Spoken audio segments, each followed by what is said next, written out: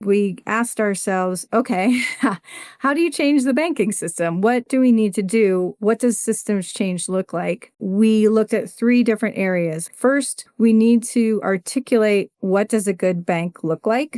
We spent several years engaging with banks, community members, advocates to create what we think a good bank looks like. And that resulted in the Equitable Bank Standards. So we have this idea of what a good bank looks like. And we thought there's really three areas of work that need to happen in order to get to that place where banks are actually operating that way. The first is community needs to demand that banks operate in that way. They need to demand those standards, right? So having advocacy groups, individual customers, even places like city governments say, this is what we want our banks to look like. So that was one. So community advocacy. The second, policy and regulation, right? So there needs to be a requirement that banks will operate according to these standards. And then the third was working directly with banks and helping them actually take those steps to get to the standards. We kind of dabbled in all three of those for a while. Over the past few years, we've realized let's really focus on that third level of supporting banks on their journey to creating more equity in their programs and their policies. And we partner on those other two. So we partner with other organizations who are doing the policy advocacy work, who are doing demand community advocacy work.